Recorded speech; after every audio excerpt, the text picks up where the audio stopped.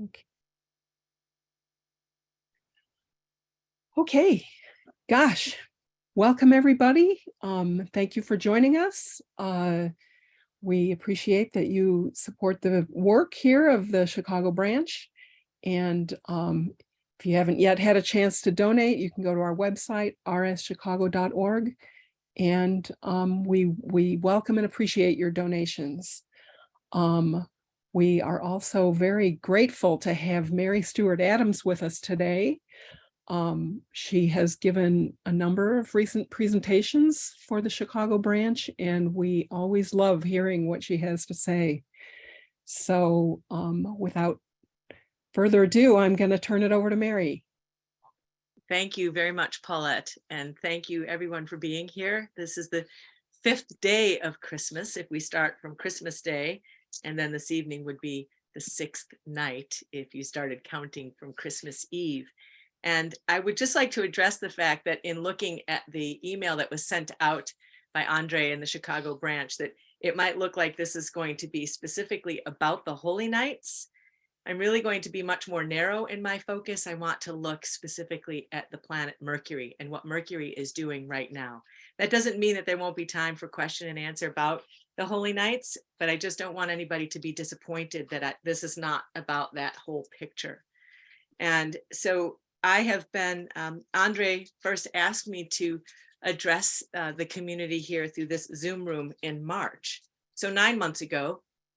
And at that time, I was looking at the rhythm of the planet Venus and how Venus was completing an 8-year rhythm of its cycle in 2020, and then starting the next cycle at the beginning of this year in January of 2022, and how that 8-year rhythm will fulfill in 2030.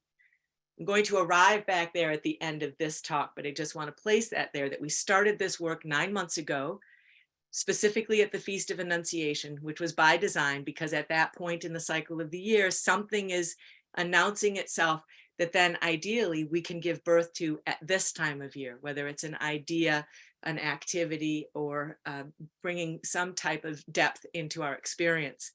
And then we spoke again in June, and now it was looking for the celestial signature of the year, specifically related to the planet Uranus and this imagination on the face-to-face encounter that happens as we move through this 5th epoch and an experience of the self, both in the physical material world and in the spiritual world, and how we encounter ourselves and one another in that mystery, and how that was sounding out in the star picture and still is in the star picture. So that was another step along the way. And then most recently in November, Andre had asked me to come again, and at that time I was looking specifically at the total lunar eclipse that happened on November 8th, which included not only Uranus on the other side of the moon from the Earth, but then also the Earth facing the sun with Mercury on the other side of it. So this lineup, and looking at what might that be sounding toward us. And so now here we are at a moment that I had been pointing to throughout all of those conversations and presentations, when the planet Mercury would begin its final retrograde for the year. So typically Mercury will make 3 retrograde motions where it appears to us that it's moving backward in its track. And that means going from the east back to the west. Typically the planets, when we see them in prograde motion, are going west to east. And I'm making that motion because in my space, that's west over there.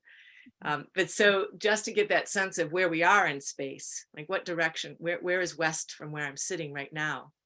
Because the directions are really important in terms of energies that flow into our experience of being human in time and space.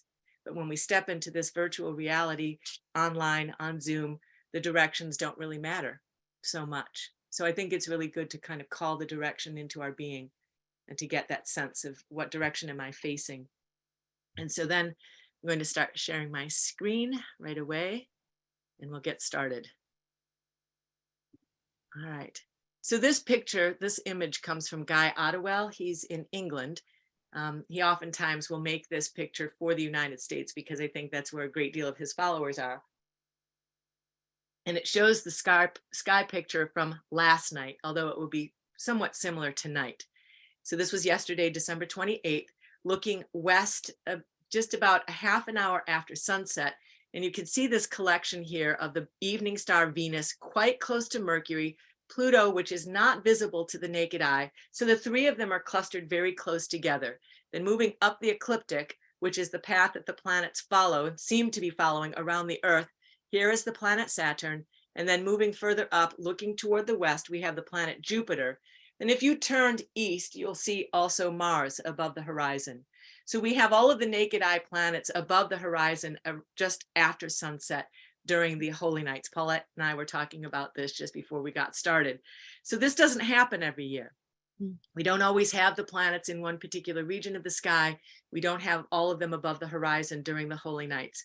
I'm not going to get into an astrological interpretation of what this means, but I want to point out Mercury right here and Venus, because this is, to me, what is sounding out so specifically as an anthroposophist and looking at this moment in the history of the anthroposophical movement in both the 20th and the 21st century.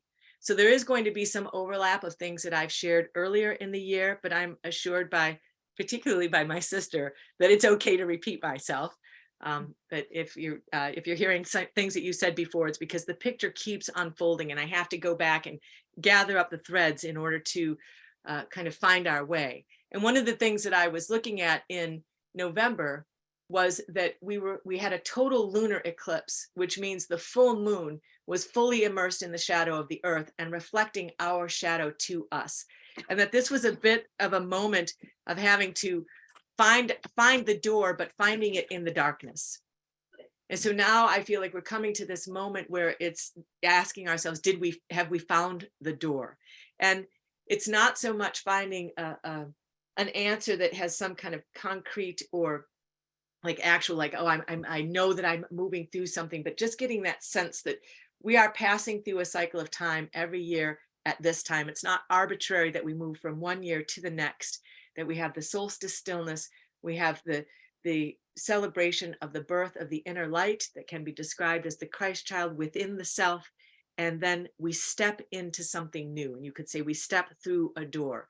And this being preceded by that total lunar eclipse with Mercury, with Mars at retrograde, and also with Uranus, really seem to sound a note that we're finding our way and it's very dynamic, but there's no light on the situation. All right, so I want to talk about what Mercury has been doing. And so this image shows what would be a Mercury retrograde, or actually just not the retrograde, but its whole cycle. So up here at the top, Mercury at superior conjunction. So we imagine ourselves down here on the Earth looking toward the sun. When Mercury is at superior conjunction, it's on the other side of the sun from the Earth. And then it will move around and it will come through in between Earth and sun. It will swing forward and then it will begin a retrograde motion. And the way this is drawn by this artist, it comes between Earth and sun, then it swings backward, comes back to the place where it started its retrograde, goes a third time, and then it starts to go around the sun again. So it's just this coming into a space between Earth and sun where Mercury will swing once, then twice, then 3 times over a spot, and then it goes direct again. And so this is really interesting to look at where is Mercury when it's doing that. And not only just the cycle of the retrograde, but when did it start? Like if we imagine the superior conjunction as the beginning of the Mercury cycle, and we're trying to look at it in our own biographies, then it helps to know that Mercury was at superior conjunction with the sun on November 8th. So that was when we had this total lunar eclipse.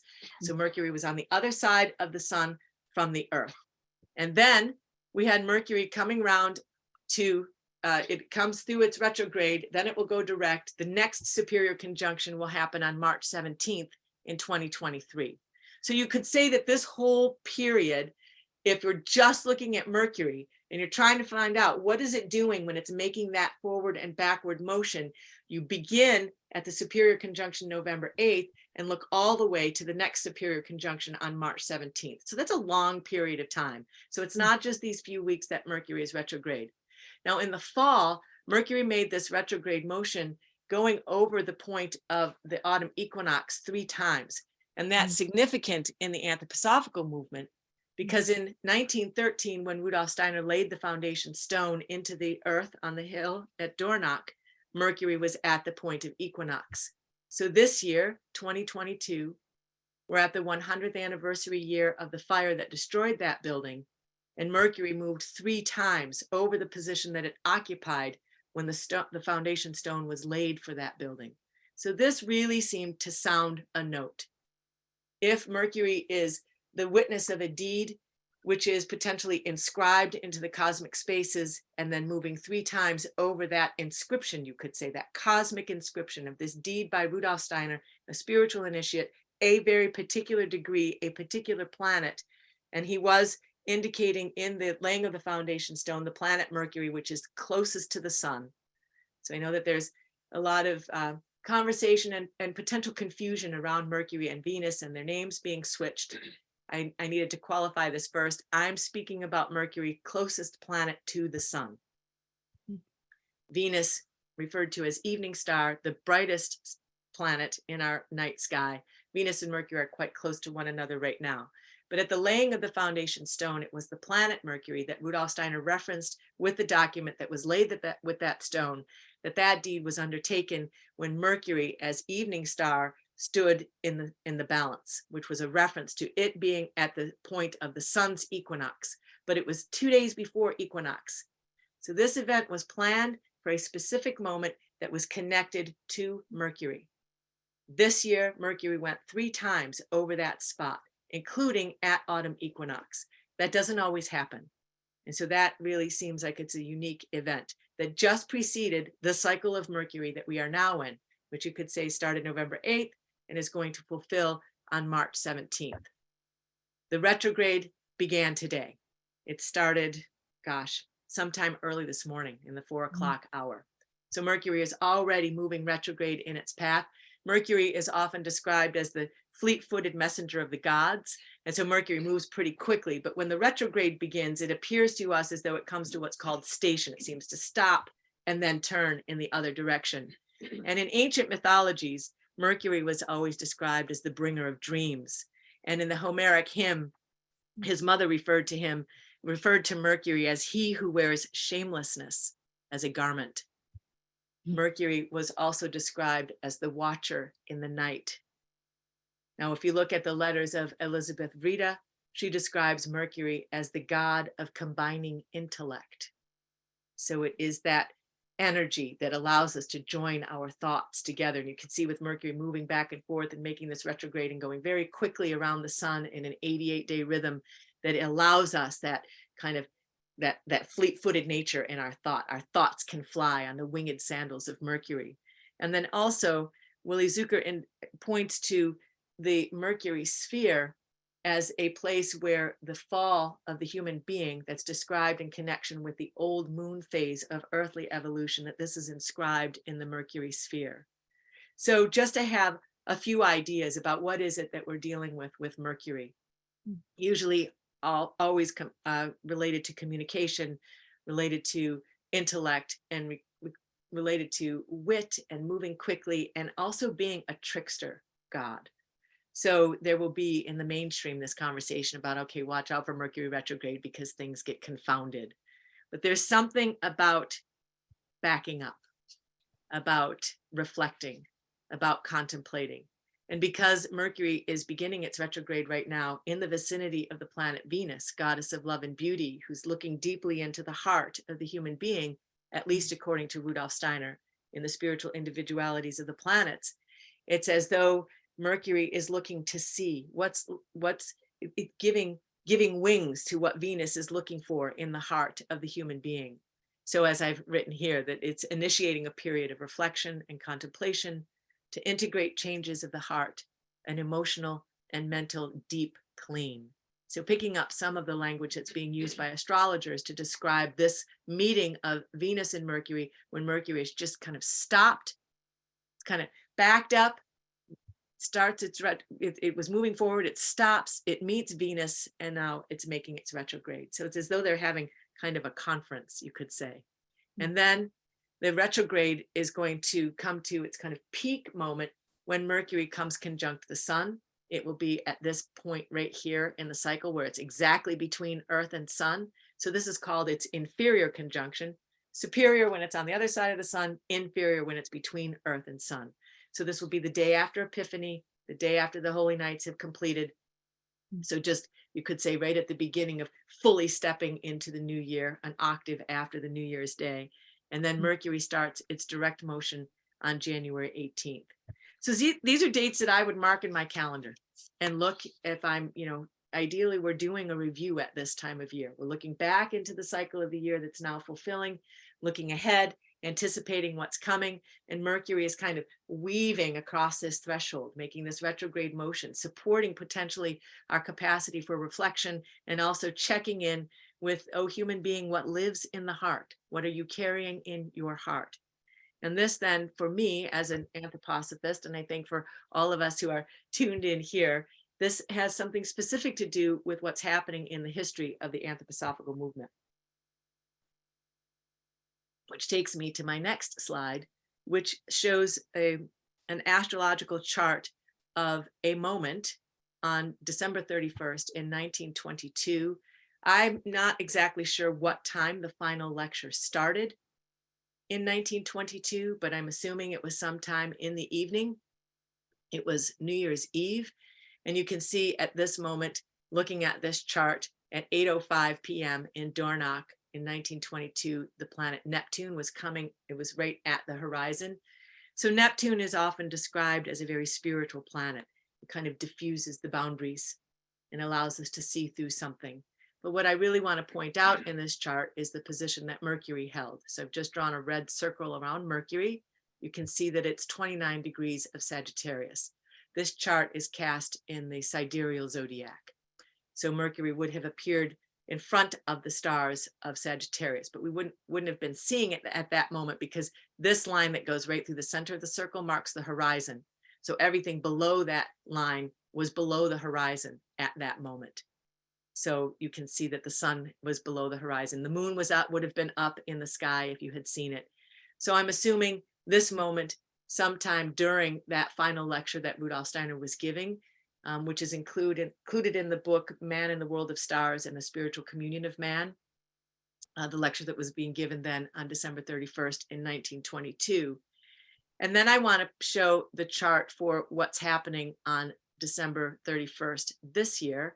Again, I'm not giving astrological interpretation. I'm not going to talk about everything that's here, but just to point out that the inner circle, this is where Mercury was in 1922, and this is where Mercury is in 2022. So 100 years later, on the same date, Mercury, now in the retrograde, is going to be occupying the exact same degree of the zodiac. So even without having any kind of an astrological understanding about the motion of the planets, this should sound a note. There's something happening there. Mercury is saying something, or potentially looking for something that the human being might be saying, especially because just 1 week before the fire that destroyed the Goethe Annum, Rudolf Steiner had given to Marie Steiner the verse, "The stars spoke once to man. It is world destiny that they are silent now. To be aware of this silence can be pain for earthly humanity, but in the deepening silence there grows and there ripens what man speaks to the stars. To become aware of this speaking can be strength for spirit man." So this is pointing to a far distant future for the human being, but that is already beginning in that this spiritual initiate is able to speak it and to say through this verse to his partner and a colleague in this research that the speaking of the human being to the stars now begins. And Mercury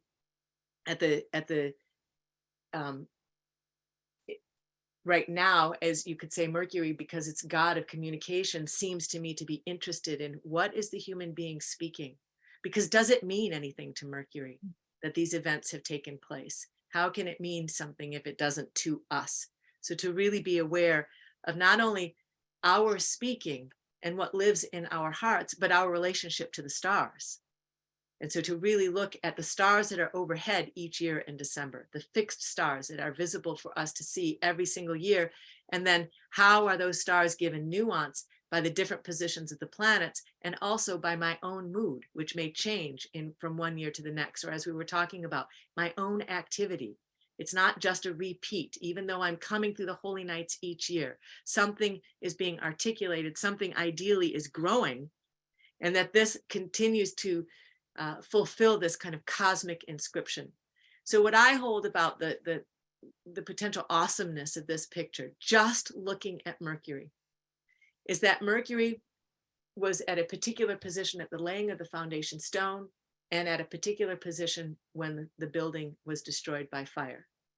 This year, Mercury moved 3 times over the position it held at the laying of the foundation stone. And on the anniversary of the fire, it's in the same place that it was then. So what is Mercury the thief in the night? Is Mercury the bringer of dreams? Is Mercury the trickster god? Is Mercury god of combining intellect? Does Mercury bear witness? So these are questions I ask myself as I go toward that solemn and potentially sacred event of New Year's Eve this year, 100 years later. So then I want to show the picture from Sky and Telescope magazine. This is their kind of up close look at December 31st and what it will appear looking about, they say 20 minutes after sunset, looking west. So you can see Venus and Mercury, Saturn just above Capricorn. And Capricorn is described in ancient astrological tradition as the gateway of the gods. So you could say that Venus and Mercury are just getting ready to go through that gateway, although Mercury is in a retrograde. But that position of Mercury there is where Mercury stood at the time that the fire was consuming the first Gertie Annam. Of course, that was below the horizon, but just to get that sense that this is the region of the sky where it was. So I also want to point out that when Mercury is making its apparent motion through the sky, it looks to us as though it's weaving a hexagram. So this is a 6-pointed star that can be drawn if you mark the points of Mercury's retrograde loop when it comes between Earth and Sun, and then it speeds around, goes on the other side of the Sun, then it loops around again, and then it will loop around again. And typically in 1 year, we will have 3 of these retrograde loops. So Mercury will loop around, it will come to superior conjunction, loop around to inferior conjunction, and it does this motion. So you get this 6-pointed star. So you get if you join the points of the retrogrades, you get the inner triangle. If you join the points of the superior conjunctions, you get the outer triangle. Did I say rectangle? I meant to say triangle, but so you get this 6-pointed star. So this is a form that the planet Mercury appears to be making around the Earth. This symbol with the circle with the cross on the top, that would be the Earth. So this is a picture I took from Willie Zucker's book, Cosmic Christianity and the Changing Countenance of Cosmology. And he beautifully suggests there that the star is not the point of light that we see, or not the light of the planet, but it's the pattern that it's making. So Mercury is making a 6-pointed star. And this has deep significance. It's used symbolically throughout the mysteries and throughout the experience of humanity on the earth. This symbolizes something sacred. And so just to hold that in mind, I'm going to build this picture a little bit further, but we know that Mercury has gone 3 times over the foundation stone spot. We know that Mercury is going to be in the same place where it was with the fire. We know that it's making this 6-pointed star. And then I want to just show us the chart from when the foundation stone was laid. So here was Mercury as evening star. So remember, this is the horizon of the Earth. So this would be the western horizon. So if you looked west, so if you had been standing at what would be the west window of the Gertie Annam, looking toward the west, so away from the building, you would have seen Mercury in the evening sky. And what I think is really beautiful about this imagination is that Mercury, together with Venus and the moon, is described by Rudolf Steiner as a planet of destiny. The planets of destiny are those that can move between Earth and Sun. So they bring us our destined forces, you could say. And so while Mercury was called to witness the laying of the foundation stone, 1 year after the fire that destroyed the first Gertie Annam, the planet Venus, not too far away from Mercury, but Venus was actually rising at 10 a.m. on Christmas Day in 1923, when the foundation stone was first being spoken as a meditation. So here we have this, I think, beautiful picture of Mercury setting as the foundation stone is being laid, and Venus rising as the foundation stone is being spoken. So they have this relationship to the human being as carrying forces of destiny toward us, And you could say that we kind of stand between the Mercurial and the Venusian energies in this mystery of the foundation stone being laid for a temple, a mystery temple, and then the foundation of that temple being laid specifically into the hearts of the human beings that feel called and activated by this community of the being of Anthroposophia on the earth. And they, each of them, create a particular pattern around the earth.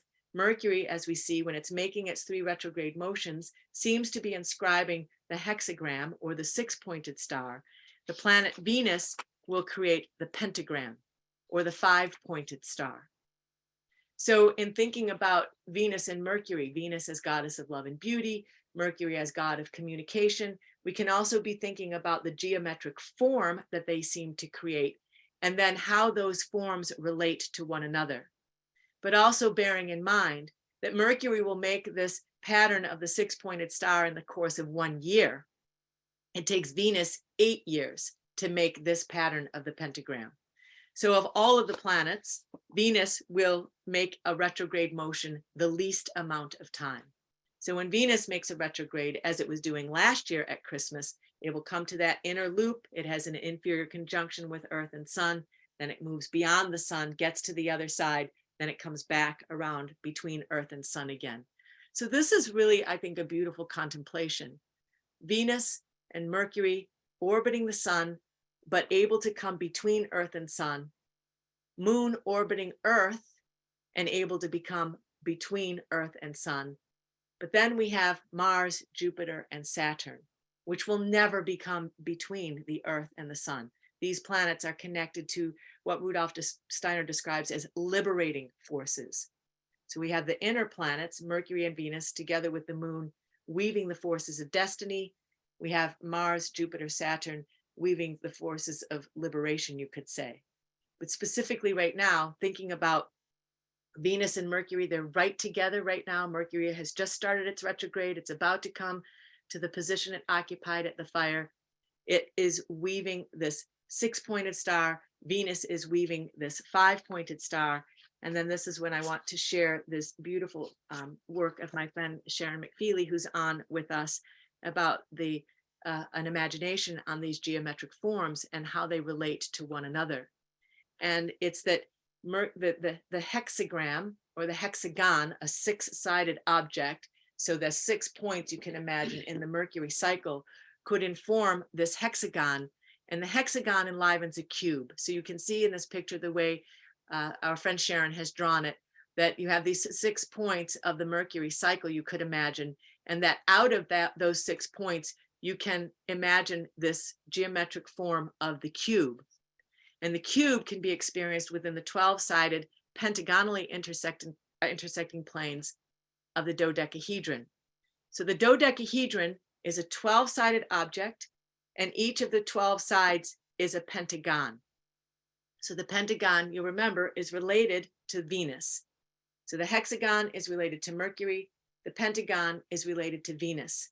And this imagination on these geometric forms and how they communicate to one another seems to suggest their relationship through this dodecahedron, which is, as you know, the form of the foundation stone itself. It was a 12-sided double dodecahedron laid while Mercury was called to witness as evening star and then placed into the heart of the human being when Venus was rising. So there's this relationship between Venus and Mercury just celestially in the celestial environment, but then also geometrically through the forms that they create and then how those forms communicate with one another. This is just, I think, phenomenal in terms of creating a sense of it, like addresses any idea of randomness that there might be and really makes something quite specific, that the decision about the date, the time, the time of day, the form, all of these things intimately considered, because not only the way they relate to the mystery of being human, but the mystery of the earth in relationship to the celestial bodies in its community, you could say. So then this also from Sharon.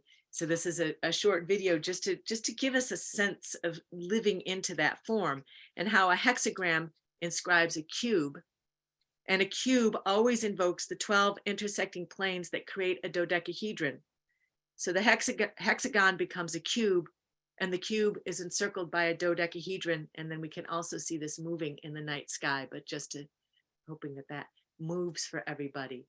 So this is a crystal dodecahedron that Sharon put the color underneath it so you could see the cube that appears in that dodecahedron.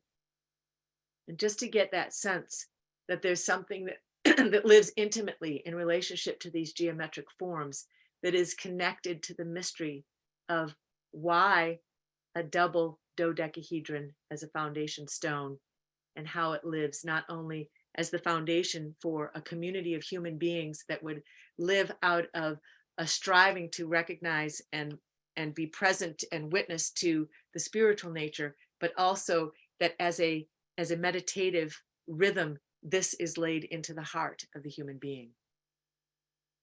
I've included Sharon's contact information there if anybody has further questions specifically about that, and also a link to her Instagram page. She does wonderful felting work.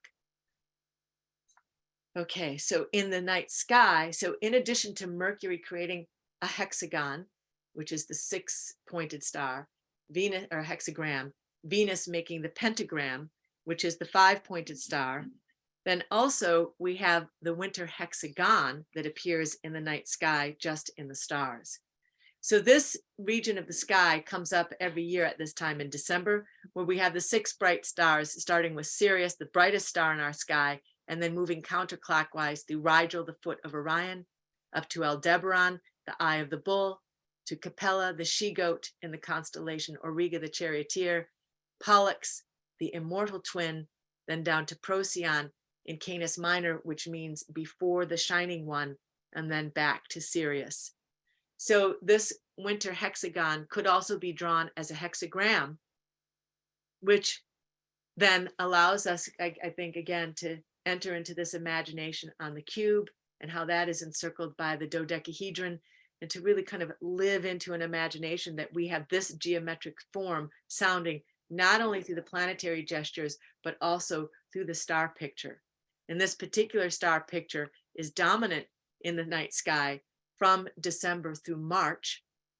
And I think of this as being a beautiful expression of something that Rudolf Steiner described in the Cosmic and Human Metamorphosis lectures in 1917, where he describes the 3 meetings that the human being has during the course of their life: the daily meeting in every 24-hour cycle with one's angel, and then each year the sacred mystery during the holy nights of encountering the Christ being through an archangel. That as though the windows of the earth open, he says in the Man in the World of Stars lectures, the windows of the earth open, and the angels and the archangels can look through those windows and see what human beings actually are. And he then goes on to describe the 3rd meeting, which is with the father principle that happens once in every life between the ages of 30 and 42. But looking at the time of the meeting with the Christ being potentially through an archangel at Christmas time, he then goes on to say that it is as though this being then moves beside us all the way from Christmas to the time of Easter. And then he'll say that this being seems to disappear, and the being disappears into our own being. So during this entire cycle of time that he's pointing out, from the Christmas mystery to the Eastern mystery, where we can have this experience of the Christ moving beside us, we have this star picture of the winter hexagon moving overhead. So it's rising up and becoming dominant in December during the time of the Christmas mystery, all the way through the winter months in the Northern Hemisphere, setting in the spring when we get to the time of the Easter mystery. And also then bearing in mind this beautiful resonance with the geometric forms. It's just an awesome picture to contemplate at this time of year. Okay. So then also I want to look at the picture of the chart again of the night that the fire took place that destroyed the first Gertianum. And now I've cast this chart for slightly later. The first one that I showed was around 8:00 p.m. when Neptune was coming across the ascendant, and would have potentially been the time when the final lecture was being given. And now I cast this chart for 11:30 p.m. So there's a time after that lecture when it becomes they become aware that there's something going on and that there's a fire. And recently in the Ann Arbor community, Doug Miller shared with us a memory that Herbert Hans wrote down. I think it was Herbert Hans, about what happened that evening and how Rudolf Steiner got a group together to run down to the to check the electrical outlet, to make sure that the electricity wasn't causing the fire, and to check the heating system, and to check everything to make sure that the fire wasn't being caused by something that had failed in the building itself. But also I want to point out that at 11:30 on December 31st in 1922, the nodes of the moon were right at the horizon. So the nodes of the moon are 2 points in space that could be considered like a doorway that opens between the Earth sphere, moving beyond the moon sphere out into the celestial environment. And you can see here on the left, what would have been rising up in the east was Virgo, and opposite on the other side in the west was Pisces. And so this quote that I've put up here comes from the Wrong and Right Uses lectures given in 1917, Wrong and Right Uses of Esoteric Knowledge, where Rudolf Steiner is describing this particular axis of the zodiac. So I'm not saying that he's suggesting that this event is going to happen. These lectures were given 5 years before the fire that destroyed the first Goetheanum, but it is interesting to contemplate what he says about this Pisces-Virgo axis. In the future, there will be a great battle. Human science will stretch out to the cosmic, but will try to get there by different paths. It will be the task of good healing science to find certain cosmic forces which can reach the earth through the cooperation of two cosmic streams, those of Pisces and Virgo. The great secret to be discovered will be how the influence which works from the direction of Pisces as a power of the sun unites itself with the influence working from the direction of Virgo. It will make for good when it is learnt how the morning and evening forces from the two sides of the cosmos can be brought into the service of humanity. And I wanted to share this quote right here because in looking at what is potentially a really solemn anniversary about the destruction of the building of the first Goetheanum, is it possible for us to also see that something was sounding at this Pisces-Virgo axis that is a call to awaken to how we work with these forces of dawn and dusk? And that it's as though it was, the picture that comes to mind for me is as though, because the nodes are like a portal or like a door, it's like a flaming door that we would be called to walk through. And then when I arrive at that kind of an imagination of the flaming door, because I got my degree in literature, it calls to mind this particular poem by William Butler Yeats, The Valley of the Black Pig. The dews, excuse me, the dews drop slowly and dreams gather. Unknown spears suddenly hurtle before my dream awakened eyes. And then the clash of fallen horsemen and the cries of unknown perishing armies beat about my ears. We who still labor by the cromlech on the shore, the gray cairn on the hill, when day sinks drowned in dew, being weary of the world's empires, bow down to you, master of the still stars and the flaming door. This is just such a potent image. When you think about standing on the hill, because I don't think that there are any of us alive that would have experienced that in person in this life.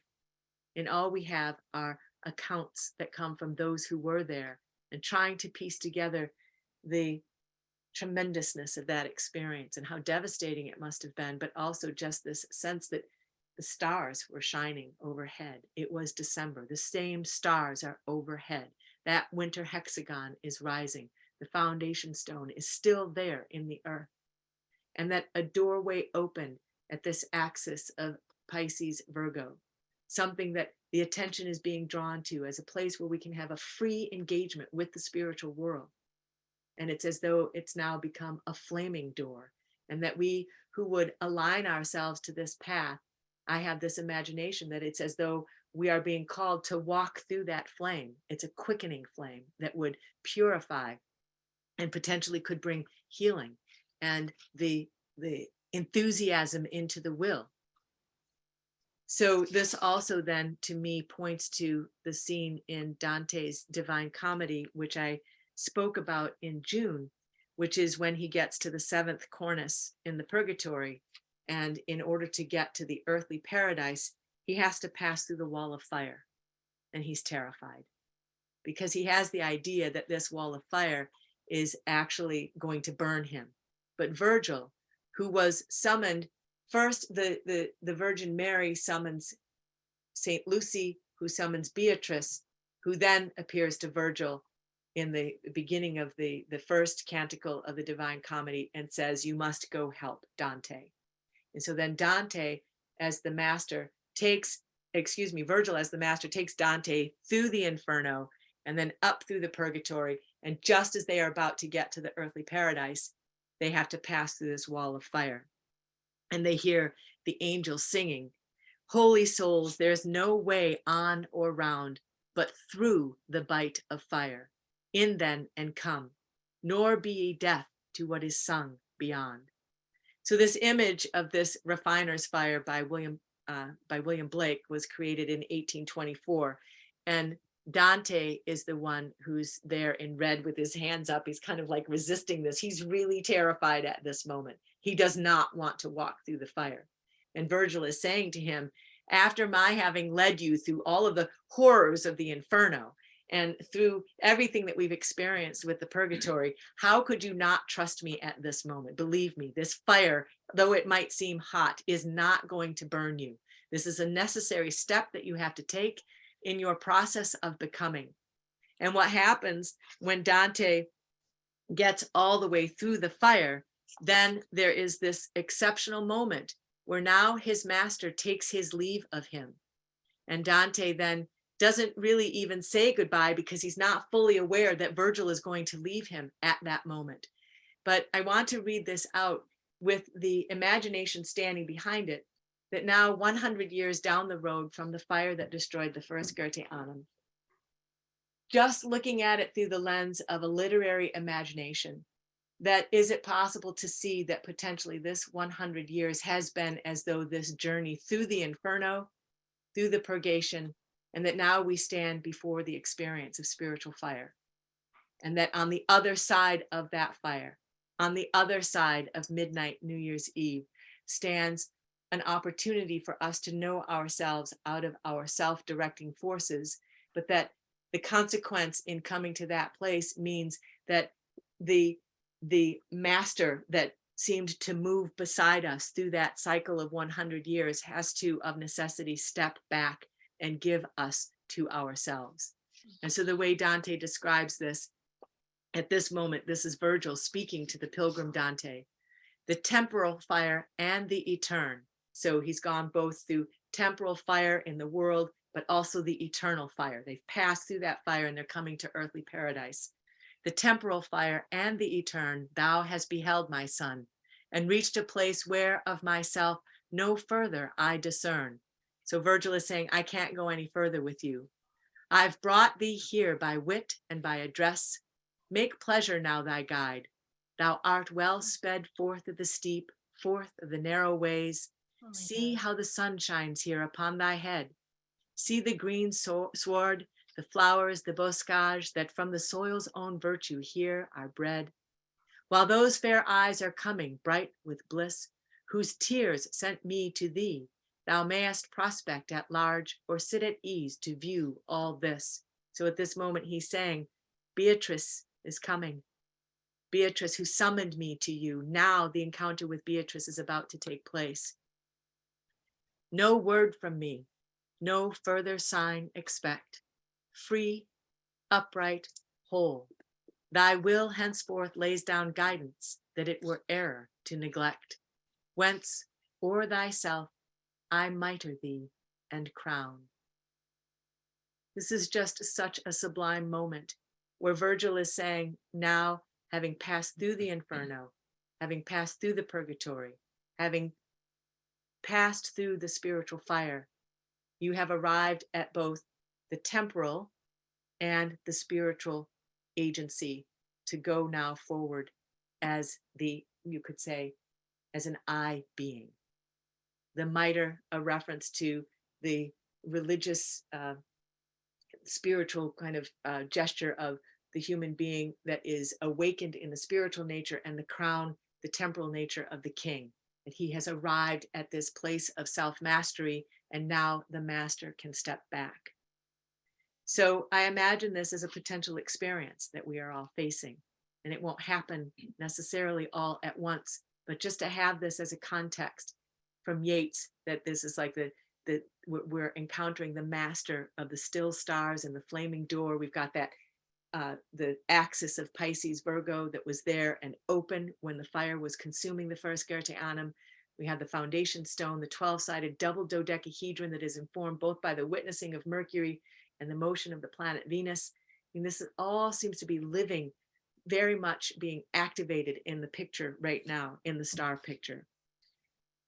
I just want to take a deep breath right there and just say that the angel at the seventh cornice of the purgatory is singing the Beati Mundo Cordi, which is a reference to the Beatitudes in the New Testament that refers to the pure in heart. Blessed are the pure in heart, for they shall see God.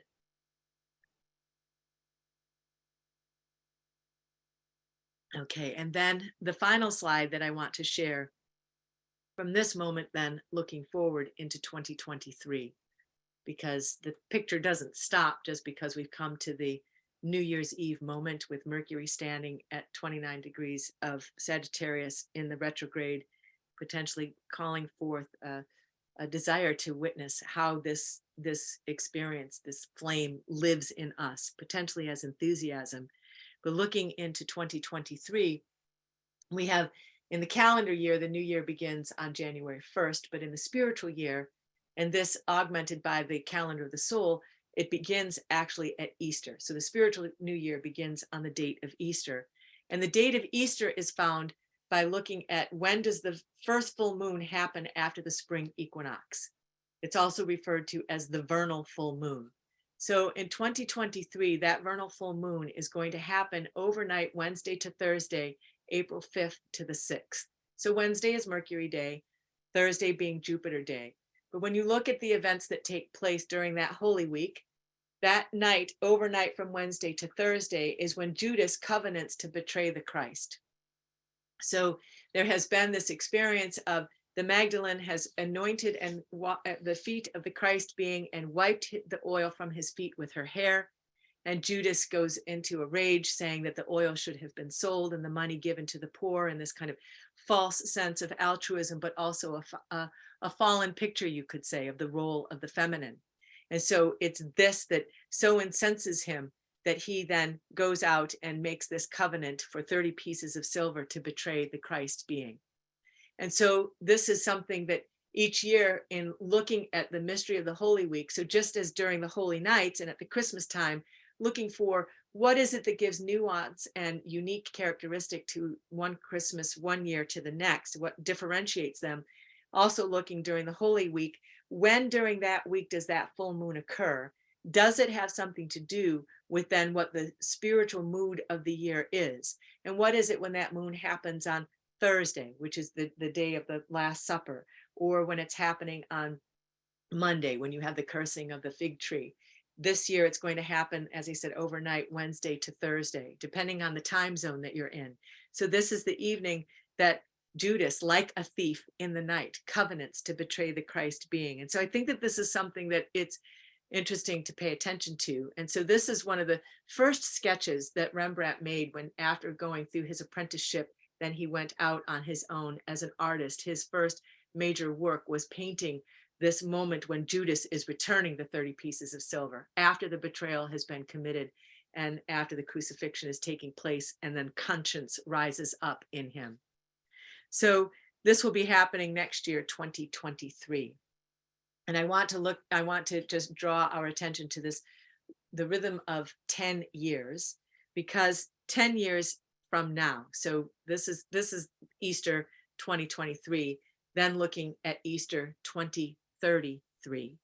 And in 2033, you could imagine that then we are actually 2,000 years from the mystery of Golgotha. So even though we say to ourselves, okay, we're living in the year 2022, which is about to end in 2023, if we started counting from the mystery we would have a different calendar system. And when you look at the calendar of the soul, Rudolf Steiner in the original calendar says that this calendar begins at a particular date, which is actually 1879 years after the mystery of Golgotha. So one way to imagine it is that 2033 is kind of the beginning of the community of humanity 2000 years later, recognizing itself the same way the apostles recognize one another at that just precedes the Whitsun, the world Whitsun. So in 2033, what's going to happen is that there will be a total solar eclipse on March 30th, which is the anniversary of the death of Rudolf Steiner. And then the vernal full moon in 2033 will also be totally eclipsed. So when the vernal full moon is totally eclipsed, it's as though that spiritual new year is cast in shadow. This happens on occasion in rhythmic regularity. We have the eclipses moving through that cycle of time. It also happened significantly in 1913, the year in which Rudolf Steiner laid the foundation stone. So in 1913, the vernal full moon was totally eclipsed. And then in September of 1913, there was a total lunar eclipse. 5 days later, Rudolf Steiner laid the foundation stone for the first Goethe Annum. So the imagination I have in relationship to that is as though he's laying this foundation into the abyss. And that when we get this far down the road, both from that mystery and from the mystery of Golgotha, will be 2000 years from that mystery, but then also 10 years from now, when we're coming through this period of time when the total solar eclipse at the anniversary of the death of Rudolf Steiner and total lunar eclipse during that Holy Week, that's a real call to, I'm just going to say to humanity, but also to those of us who have the opportunity and the access to have the fruits of anthroposophy living and working in our lives. Okay, and just to bring it back to where I started with regard to Venus. So Venus will make this inferior conjunction with the sun 5 times over an 8-year period of time. So the cycle of Venus that I've been looking at started on January 8th this year. 8 years later, we'll be on Epiphany, January 6, 2030. And Venus will come to inferior retrograde conjunction with the sun again. So in 2030, Venus is sounding a note at Epiphany. 3 1/3 years later, we have a total solar eclipse followed by total lunar eclipse. So it seems very much that we have this kind of, you could say, 7 to 10 year period of time during which these mysteries are going to unfold in a really remarkable way, beginning with, well, you could pick the beginning at any point, but specifically with Mercury sounding out at the foundation stone spot and then coming to bear witness to the 100th year rhythm of the fire. Okay. That's my final slide. So I'm going to stop sharing my screen and come back to the full screen. And it looks like there is a comment in the chat. Cromlech. In Wales, a megalithic tomb consisting of a large flat stone laid on upright ones, also called dolmen. Thank you for sharing that, Sandra, from the Yeats poem. Master of the still stars and the flaming door. Yeah. My sister's over here asking if it's time to ask questions. Do you have a question? So, okay. Can you say something about Beatrice and Sophia? Like Aha. So my sister Pat, who's off screen here, is asking me to say something about Beatrice and Sophia. And I guess what I would say is that when Rudolf Steiner first spoke about the being of Anthroposophia in February of 1913, I think it is, he puts it in the context of discussing Dante and describes how the being of Sophia is like a celestial goddess that descends toward the human being. But he's speaking about this as an evolutionary process, this Sophia through Philosophia coming to the Anthroposophia, that this is a descent of a goddess into our own being, and that then this being leads on from us and shows us our own true nature. And so in giving context for this description, he points to Beatrice and says, this is not just a passionate love between physical human beings that Dante is expressing in describing his love for Beatrice, but that actually this is an expression of this divine feminine and this quality of you could say divine wisdom that descends from the celestial environment toward the human being. And he says it's a celestial goddess that descends, so that the being of Anthroposophia could be imagined in line with that being of Beatrice. But then also in his biography, Dante describes how he first saw Beatrice when he was 9. And when Dante was 9, that was the same year that Thomas Aquinas died. So Thomas Aquinas died with what Rudolf Steiner describes as a question that confronted world history. And that question had to do with how to unite reason and logic, you could say in the intellectual mind, with the revelation that comes through spiritual knowledge. And so he was wrestling with how to bring this together. How can we have both the insight that comes from spiritual revelation, which is not bound by the laws of logic and reason in the physical world, but how can we have them meet one another? And that this was a question that he died with, that Rudolf Steiner says confronted world history.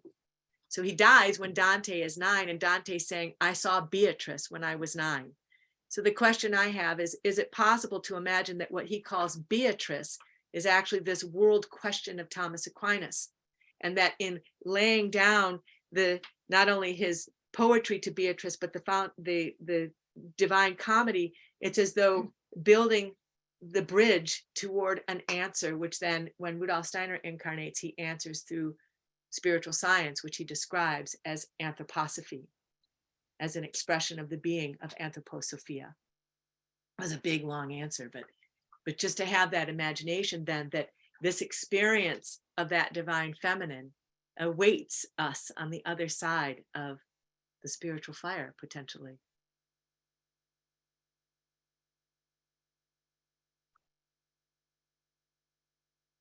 Okay, so Kathleen is asking when and where will the recording be available? So Paulette, do you know about that? I don't know about that. I need to find ask. out. Yeah, I oftentimes will ask Andre afterward and he'll send me a link. I know that the Rudolf Steiner branch of Chicago has a YouTube site, and I think that things get posted there. Yes. So wherever you went to receive the Zoom link, you could email there. So Deborah is saying typically within a week.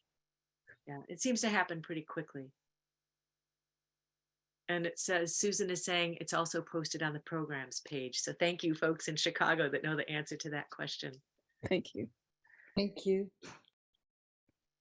Yeah, so does anybody have a question? It was a lot of content, but hopefully not difficult to follow.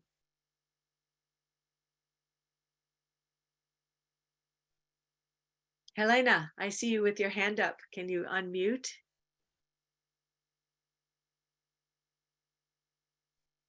So, can you say a little bit more? And I'm sure you did, but I couldn't follow you that fast about Mars, Jupiter, Saturn.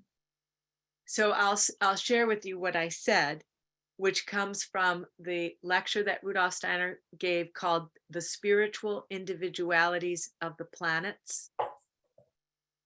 And he takes a very, it's a personality-based description of each of the planets. And in that lecture, he describes that Mercury, Venus, and the moon are connected to the forces of human destiny. Mercury? Mercury, Venus, and moon are connected to the forces of human destiny. Mars, Jupiter, and Saturn are connected to what, at least in the translation that I read, I don't have German, but the word is liberating forces. Liberating.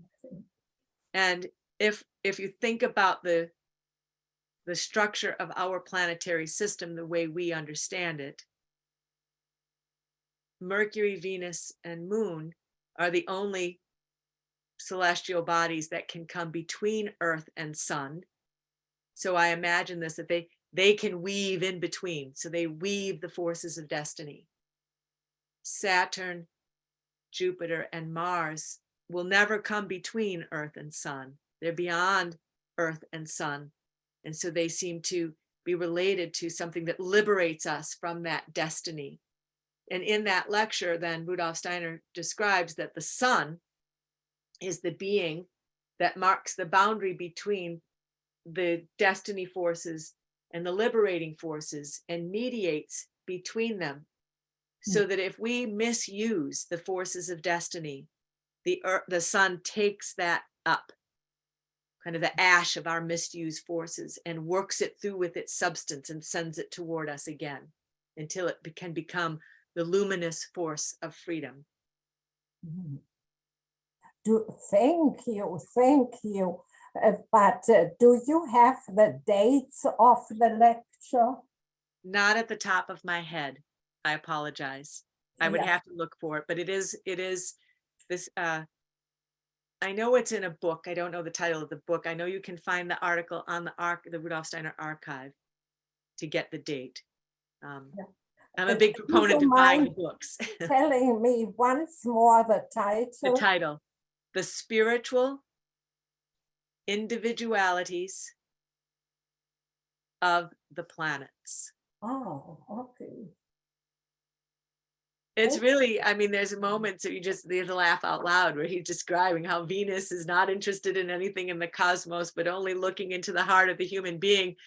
But for all of that, Venus will listen to the utterances of Mars, but does not want Mars to know.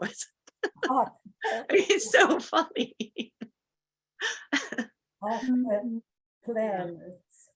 Thank you. Thank you. Okay, I see that, Julia, you have your hand raised. Can you unmute there? Yeah. Oh, yeah, I was just reflecting with your imagination for the divine feminine, and also the relationship of the quicksilver, which is the Mercury. You know, I'm pretty sure Steiner says that if you were looking at the earth, you know, you would experience the earth like a quicksilver drop, like a sphere.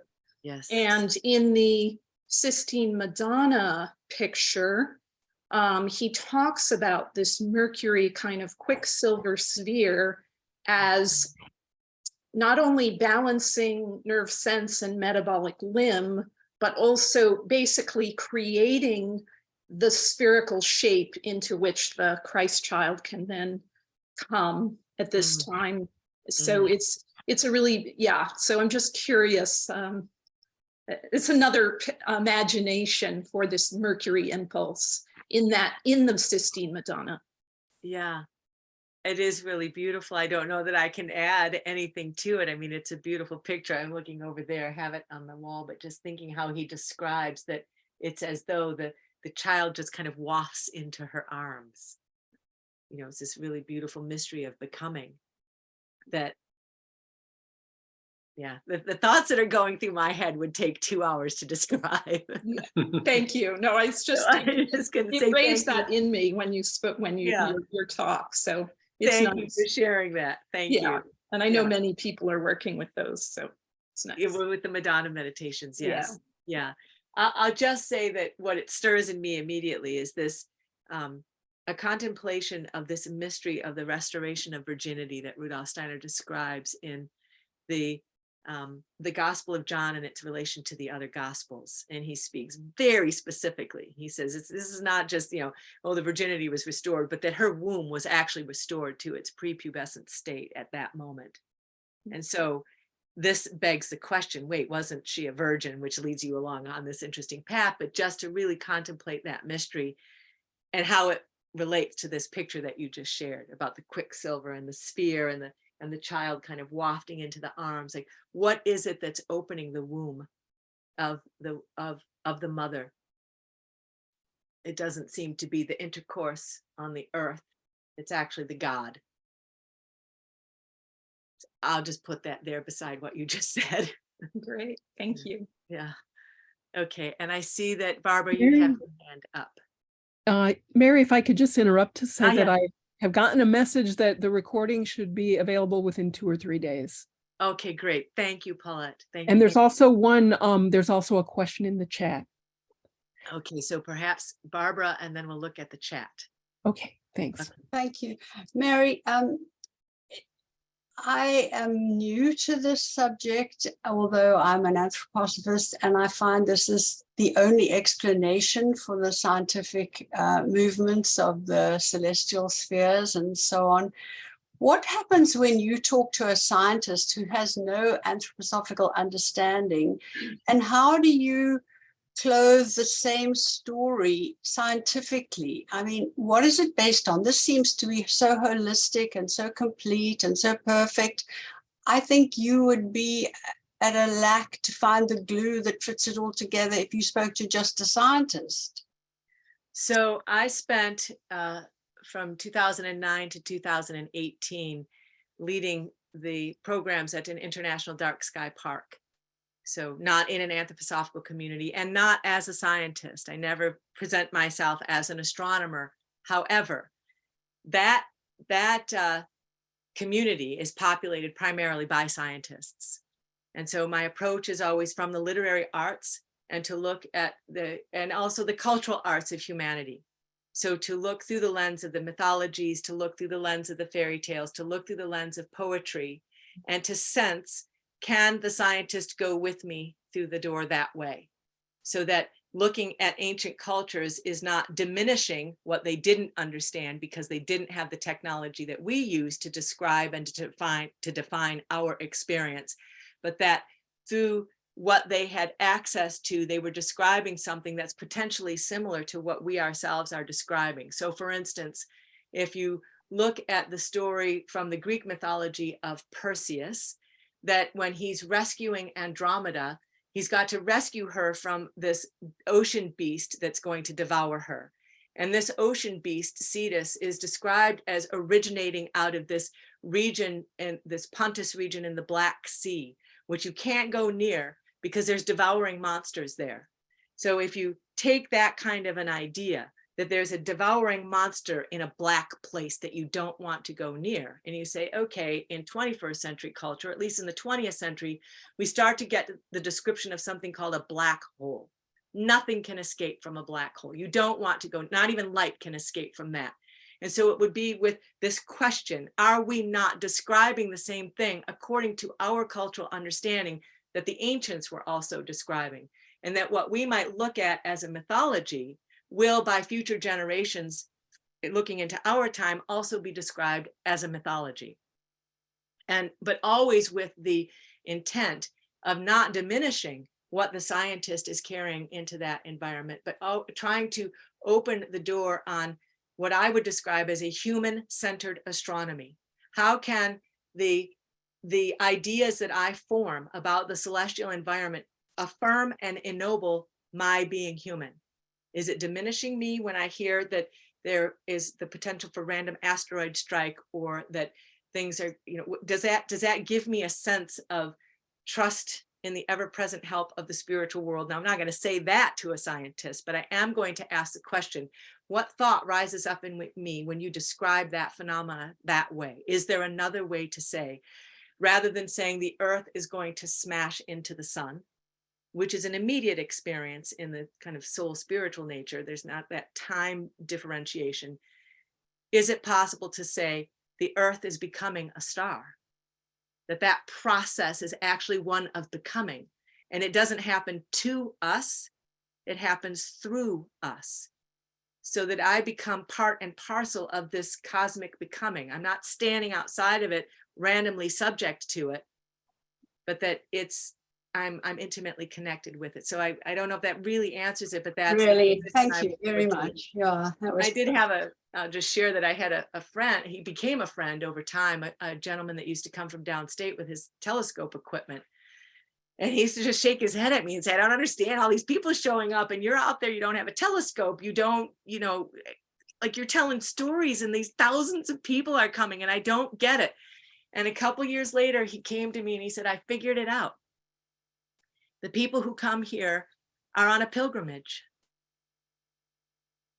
And I thought that was so beautiful. And they were on a pilgrimage to their star. I mean, the paths of the paths, I think it's a book that Virginia Cease did with Manfred Schmidt-Brabant, the paths to the sacred site. These were star paths. Like, that's what that is. So thank you for asking. Yeah, it was quite a journey to be outside of an anthroposophical community and learn how to talk about it. Thank you. So we promised to look at the question in the chat.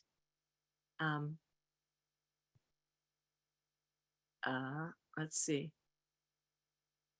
Are there any comments appearing in 2023 or in, okay, I can't see about 2033 because that's 10 years down the road, but there is a comment right now, and I'm sorry that I can't tell you what it is, but yes, there is a comment, and comments will randomly appear. Comments are not necessarily described in one particular way. They have a certain personality. They have a certain activity. And there is one that's coming right now. I think it's, yeah, I'm sorry. I haven't been following it closely enough to really be fully able to answer. But thanks for that question. The last big one was Neowise in 2020. Okay, so David, you have your hand raised. Yes, I can't. The work you do is very difficult for me to follow, but I had an image that from what I could gather from things you were saying, that I thought I would just share with you in case it has any relevancy, but I don't know that it does. When you were talking about this image of the flaming door, walking through the flaming door, this brought up the image of, this brought up to mind the temple legend. And especially because there's also this image of there has to be the right proportion of calm thinking combined with the astral, with a wild astral element. And the water is the element of the moon, which seemed to be forming the gate there. And then the rest of your lecture had a lot to do with the stars. Also, the moon has to do with the development of the astral and human being. Anyway, I just thought I would share that. I don't know if it has any relevancy to what your talk or not. I appreciate knowing that it's difficult to follow. That's important for me. Well, I think that has nothing to do with you. I think that, you know, there are some people for whom their entrance point into Steiner is occult science. Yeah. And they can't, some of those people have very bad difficulty to deal with the philosophy of freedom. And I'm sort of the opposite of that. It took me like 10 years to read all the way through occult science. And I still can't claim to say that I can follow much of it. So it's not a fault of yours, it's a fault of my own. Well, but and I would deliberately also came to the talk trying to, you know, push on that part of myself. Yeah, well, I appreciate that effort, and also you're bringing it in relationship to the temple legend, because I think that if we look at the description of these mysteries of temple fire, I mean, the destruction of Solomon's temple, the temple at Ephesus, the Dante going through the fire, like there's something about spiritual fire that belongs to the mystery. I mean, that's maybe not saying anything, but it just seems like we're only 100 years down the road from this mystery having happened. That's not very long when you think of how long ago these other temple fires occurred, and we can still learn about them. So we are at the very beginning of realizing this mystery. There's also another resonance there, because when the molten sea that's being cast is failing because his apprentices deliberately sabotaged it, and it's on fire, his relative comes to him and Tubal-Cain and says, you have to go through the fire. And he does, and then the secrets of the earth are revealed to him. Well, the secrets of fire in the center of the earth are revealed to him. And Steiner goes on to say that there's something inside the molten sea which only the high initiates of the Rosicrucians know. And you had this image, you know, of the cube within the Dodecahedron, yeah. yeah. And so anyway, there's some resonances there. I'm not sure what to make out of them, but it seems like there's something going on there. Yeah, I feel like we are not in error in putting the fire of the first Gertianum in line with these mysteries. That something is real, can be realized there. And it's a sacred mystery. And so I was just trying to draw attention to how the celestial picture seems to be pointing that out. But it's and owning that it's a perspective that I'm carrying on it, because in looking at the stars now, it's not just reading an astrological interpretation. I'm just looking like, what degree is that? And that degree is coincident with that one. Does it mean anything? And if I have this understanding that the stars are silent now, and what it means actually has to come from me. I bring myself into that picture. And if I can bring, you know, what you just described, you know, the richness of striving to understand the temple legend, that's going to inform my experience. So this is why I'm looking at Dante, I'm looking at Yeats, I'm trying to look at what are the things that we could bring to this moment that help us to understand it as human beings, and that we are speaking into this moment and into this mystery. So thank you. Thank So you. yeah, you have your hand up. Yes, a comparison has come to my mind when the previous question was raised, and it is, I've heard that in Australia during the bushfires, some seeds that remain dormant for centuries explode and actually sprout. And I've often thought of the Goetheanum fire in particular, but also Ephesus, to which I have a particularly strong sense of vicinity with, that perhaps these fires are allowing us to begin to understand and to begin to become available for a conversation with the stars and the higher beings. Mm-hmm. It's part of our path of becoming that we need, as you explained beautifully, to go with Dante through the fire in order to become who we potentially are. Mm-hmm. And it's only through the spiritual fire that we can do that. Yeah, it's a thank you. It's an awesome picture and a difficult one. It's Yes. not easy. And that's what Dante was expressing. That's what Yeats is expressing. I think we can see this in the accounts of the fire at the first Gertianum, but then also there was no cancellation of activity. Everything continued on. And Rudolf Steiner really very much said that the building could be taken, but the spirit of the Gertianum could never be taken. It can never be taken. And then 1 year later, I believe very much so that the foundation stone as a meditation is a first example of how we speak to the stars. He says, okay, we know now the stars are silent. We've been living in the pain of that. And now the beginning of becoming aware of how we do that is going to happen. And then a year later, he does it. Through the foundation stone meditation. And also there is the element of fear that we instinctively carry within ourselves when we think of fire, because we think of burning, we think of pain. But and then that's we exactly are what reminded, Dante goes through. He's like, oh. Yes. But then also in Dante, the piece that you quoted, there is that stillness reached when we become free and human. Mm-hmm. So by facing the fear of the fire, we can actually go through the fire. Mm-hmm. Yes. And then find ourselves. Yes. So these are ideally just seed thoughts to add to whatever we might be preparing for on New Year's Eve, but then also looking ahead, that the picture continues to build, Yeah. and that yeah, it feels very much like this is an important time.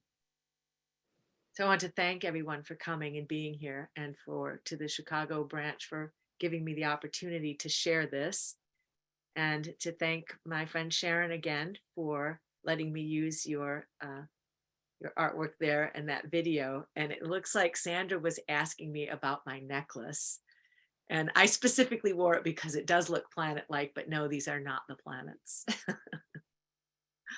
And also Karen shared that there is a newly discovered comet ZTF, or Comet 2022 E3.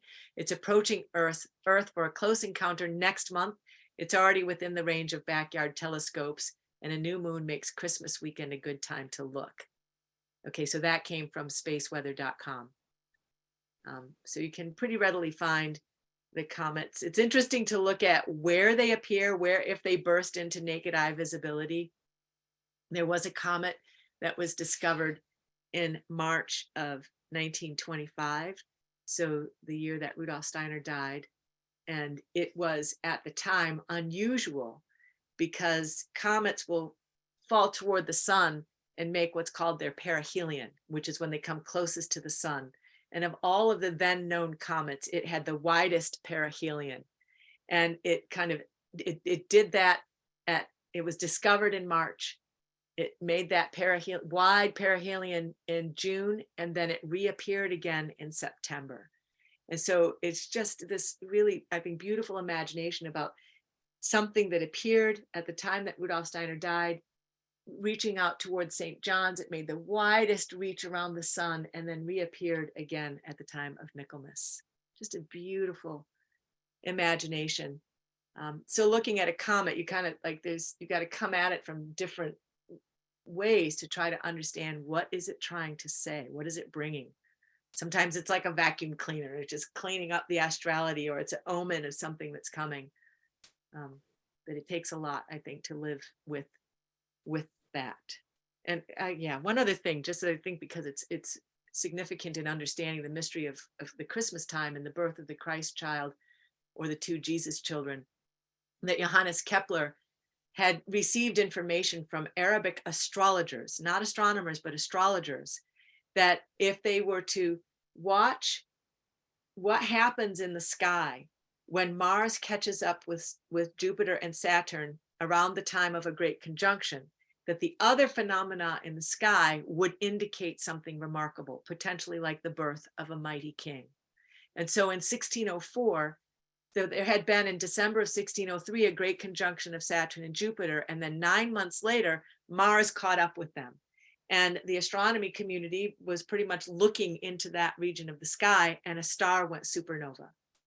And so this star is usually described as Kepler's star. It's also described as something that indicates the opening of the tomb of Christian Rosenkreuz. But with Johannes Kepler, this really inspired him to then begin researching the great conjunctions of Saturn and Jupiter. And this is how he came to the idea that the great conjunction of Saturn and Jupiter is connected to the mystery of the birth of the Christ child. It's not the only thing, but it's one element that indicates something is about to happen. And then if you watch what's going on when Mars catches up with Saturn and Jupiter, then you look at the other phenomena. And just to place this there on the table, in December of 2020, we had a great conjunction of Saturn and Jupiter. 9 months earlier, in March of that year, when in the United States the lockdowns started to happen, Mars was together with Saturn and then Jupiter in the morning sky. And there was a comet discovered that became a great comet that was visible to the naked eye, Comet Neowise. So there was this other phenomena that happened, which would have been the thing indicated by the astrologers in the 1600s, that something's happening right there. Pay attention right there. So trying to gather all the phenomena. It's never just one piece. Okay. Thank you. Thank you everyone for being here. I really hope that, well, I don't feel like it's very much of a holy night's mood, and I also was overcome with a longing this morning that I wish we could all be together in one room, to really be together at this time, a large group of us really studying and striving and experiencing. Would really be beautiful. So I look forward to that when that can happen in a big way. Yeah, well, thank you so much, Mary. You've brought us such a rich presentation and much to ponder in this holy night time. So thank you. Yes, thank you very much. Yes. Thank you. Yes, there's gratitude being expressed in the chat as well. And before I just invite everyone to unmute and say thank you, I just want to remind you that tomorrow we have Leland Harris and Allison Meredith on our Chicago Zoom presentation. And on January 1st, we'll have Richard Ramsbotham. And I also want to remind you that the recording for Mary's presentation should be available within 2 or 3 days. So thank you again for joining us, and please feel free to unmute and express your gratitude. Thank you, Mary. Thank you, Mary. Thank you. Thank you. Thank Thank you you, all. Mary. Thank you, Mary. Thank you very much. Thank you, Mary. Thanks for all your questions. you. And interest, and happy